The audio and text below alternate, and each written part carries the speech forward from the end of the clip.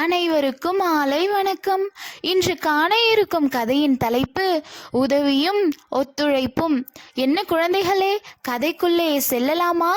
ஒரு நாள் வாயில் உள்ள பற்கள் அனைத்தும் ஒன்று கூடி நாம் எல்லோரும் கடப்பட்ட பொருட்களை சிரமத்தோடு கடித்து மெல்கிறோம். ஆனால் இந்த நாக்குக்கு ஒரு உழைப்பும் இல்லை. சுவைத்து உண்பதை தவிர வேறு எதுவும் இல்லை. மேலும் நாம் பெரும்பான்மையானவர்கள், நாக்கோ சிறுபான்மை. அதனால் நாம் நம்முடைய வலிமையை காட்டுவதற்காக நாக்கை கடித்து புண்ணாக்கி விடுவோம். அது என்ன செய்யும் பார்க்கலாம் என்று தீர்மானித்தன. அதை அறிந்த நாக்கு, அடைய பற்களே, நாம் அனைவரும் மனித உடலில் உள்ள உறுப்புகள். ஒன்றுக்கொன்று உதவியுடனும் ஒத்துழைப்புடனும் இருந்து செயல்படுவதே முறை. இதில் பெரும்பான்மையினர் சிறுபான்மையினர் என்ற பேச்சுக்கே இடமில்லை. அவரவர் கடமையை அவரவர் செய்வதே சிறப்பு.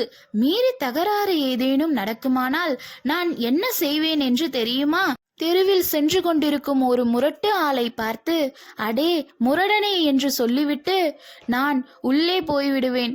அவன் வேகமாக வந்து முகத்தில் பல குத்துக்கள் விடுவான். நீங்கள் எல்லோரும் ஆளுக்கு ஒரு பக்கமாக புதிர்ந்து போய்விடுவீர்கள் என்று எச்சரித்தது நாக்கு. நாக்கு கூறியது உண்மைதான் என்பதை பற்கள் உணர்ந்தன. ஒருவருக்கு ஒருவர் உதவியுடனும் ஒத்துழைப்புடனும் இல்லாமல் வாழ முடியாது என்பதை உணர்ந்து கொள்ளுங்கள். நன்றி குழந்தைகளே. இனி ஒரு இனிமையான கதையில் சந்திப்போம்.